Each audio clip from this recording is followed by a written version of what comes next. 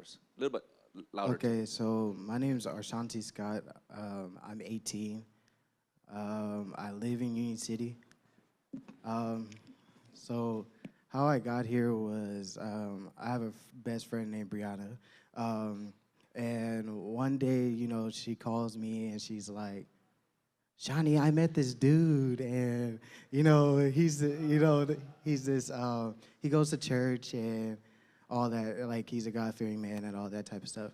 And then, time goes by. It's around Christmas time, and she's coming to bring me this late Christmas present, and um, she calls me and she's like, "I'm going to my house. I could drop the present off on the way to my house, or I could drop it off when I come back."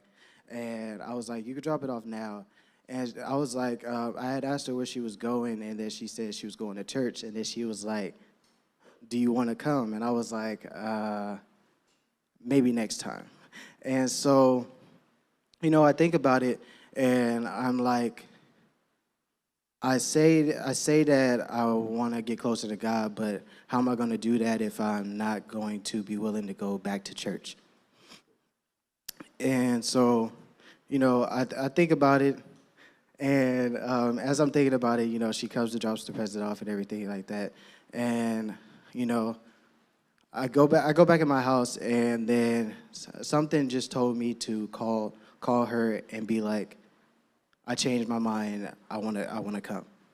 And so that's what happened. That came to my mind, and I called her, and I said, "What time does church start?" She said it started already, but you could come late. So I was like, I'll be there in 30 minutes. So because I got to get ready in the whole nine. And so when I get here, I guess how do you say it? My whole demeanor changed about if this church is going to be the same church that I went to before. Um, is it going to be these people that say that they glorify God, but they're still out there doing the things that they shouldn't be doing? And I was like, this is way different than what I've ever experienced in life. Um, so then I tell Brianna and Nehemiah, and I'm like, I want to come back tomorrow. And so, I come back the next day. I meet way different people than what I met the first day. And I couldn't explain on how much it was to experience the love and caring that I got from everybody from the church, even though that I was simply brand new. And being able to, you know, how do you explain it? Being able to tell my side of the story of what I used to do and what I've been through, it's like everybody that I talked to pretty much had the same experience. Um, and then that same day I met Jeremiah, Josh, the other Josh, and the whole rap team, and they're like, we all had the same past, and at that time, I wasn't really comfortable, sharing like my raps or anything like that because, I'm just not that type of open person. And that same day, I don't know what it was, but I just opened up and showed them, and they're like, "That's really good." And you know, time as time goes forward, I'm like to them that I wanna do a rap with them or something of the sort. And Josh is like, "Yeah, let me ask Pastor." And so Pastor said yes. And I guess the experience from rapping about per se things that I shouldn't be rapping about, then rapping about God changed how I experienced rap. Um, it's more so I get to rap about something that I love about rapping now. There's no ifs, ands, and buts about it. The raps that I used to do, it wasn't bad, but it wasn't who I was or who I was supposed to be. And then I sit down with pastors one day, you know, he asked me how my life was outside of church. And it wasn't, I'm not gonna lie, it wasn't the perfect fit. It wasn't like what I wanted it to be. But I knew coming here that something will change. And that being said, my parents never, well, they were at the beginning, but as time went on, they weren't as close as they used to be. And,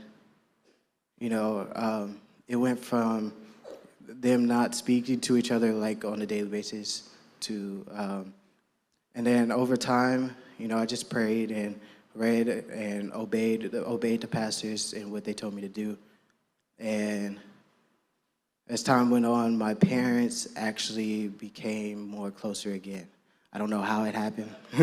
I don't know what it was. They go on dates now, even though I don't, that's kind of weird to me. But they also communicate more than what they did before. It was more so they used to argue a lot, and it wasn't what I wanted to be, and it made me not even want to be in the house a lot anymore. But as time went on, I'm happy that it changed for them, and that I'm willing to be at home and actually be able to sit down and talk to my family other than me not wanting to be at home. And then also along with rapping, I used to sing a little bit outside of the church, but it was not, singing wasn't something that I thought it was okay for me to do, but I felt rapping was. But then, I get the word well, this is how the whole story happened. So, Pastor Eugene's like, I need to talk to you. And I'm like, I already know what this is about. And so I run away, of course, because I don't want to sing. But then I thought about it, and it's like, you gotta obey your authority. And so, I finally stood up and came back in here and sung a little bit for them. And the pastor's like, I want you to join the worship team. And so I'm like, okay, sure, because there's nothing else I could really say than no. Like, if I say no, of course, something's going, it's not going to work out for me. So now it's like, when I'm up here on the worship team, even though yesterday was my first day, it's also something that I love doing. I didn't know what I was going to do, like, what if my singing's not good enough? But it's not about what if my singing's not good enough. It's about the way that you worship God. And we're on our way to the what is it called? The youth retreat or something like that. And I wasn't even thinking about getting a car until I actually got my license or anything of the sort. And then Pastor says to me, Pastor Steve says, if you pass your driver's test, I have a car for you.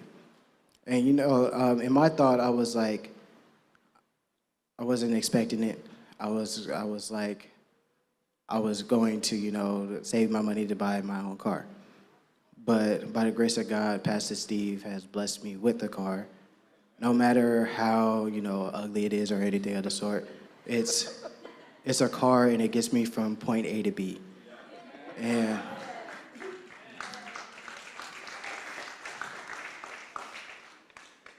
And I'm thankful for anything that has ever happened through this church. And I'm grateful that I actually came to this church, because there's no other place I'd rather be.